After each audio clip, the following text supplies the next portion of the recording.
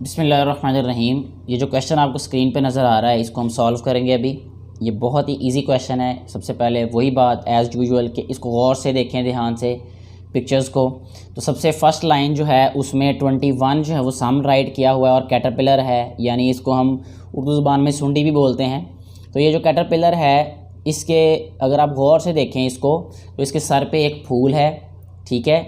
और इसके अलावा कोई ख़ास इसमें चेंज नहीं है तीनों पिक्चर्स में, सिर्फ ये है कि इनमें फूल है एक, ठीक है। और इसके अलावा अगर इससे नीचे वाली लाइन में अगर हम देखें तो क्लॉक्स हैं, क्लॉक्स के साथ फिर वही कैटरपिलर बनी हुई जो ऊपर वाली लाइन में बिल्कुल वही है, ठीक है। और थर्ड रो में फूल अलग कर दिया उसने और वो फूल वहाँ पे भी है, यानी कैटरपिलर के सर के ऊपर।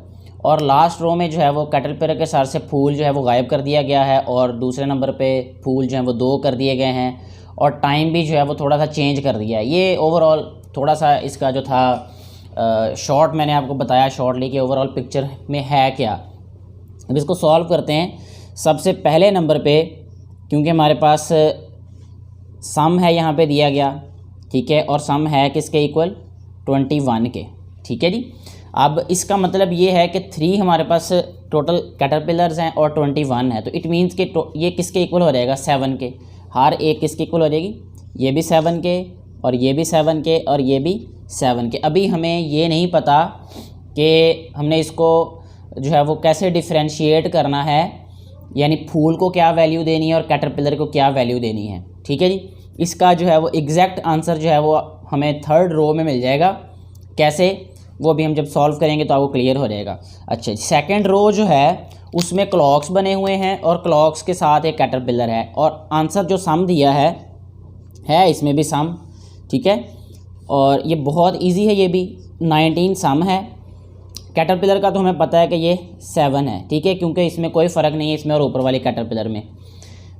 अब 19 में से 7 माइनस करें तो 12 रह जाता है, ठीक है। इट मीन्स कि जो क्लॉक है वो 6 के इक्वल होगा, एक क्लॉक, ठीक हो गया। अब इसमें भी एक गौर से समझने वाली बात यह है कि क्लॉक में सिर्फ हमने और हैंड को देखना है, ठीक है, और या मिनट हैंड को। सेकंड हैंड में इसका कोई फ़र्क नहीं पड़ रहा, ठीक है। इससे तो ये 6 o'clock क्योंकि 6 बज रहे हैं वो और हैंड शो कर रहा है और मिनट हैंड शो कर रहा है।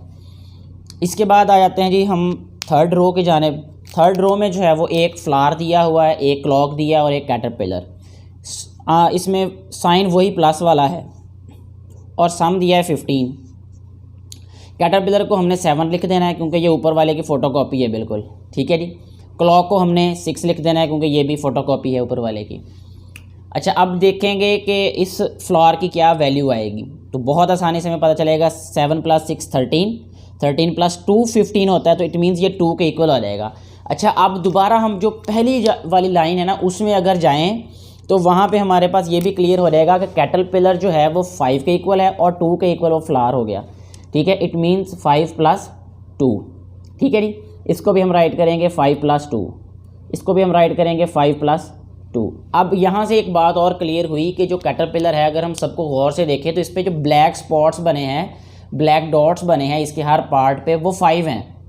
1 2 3 4 5, ठीक है। यानी सेगमेंट्स इसके, यानी सेगमेंटेड पार्ट्स जो हैं, अगर आप इनके बारे में जानते हैं थोड़ा सा ये इंसेक्ट्स के बारे में, तो इनकी बॉडी जो है वो सेगमेंटेड बॉडी होती है, यानी हिस्से छोटे छोटे हिस्सों में तकसीम होती है।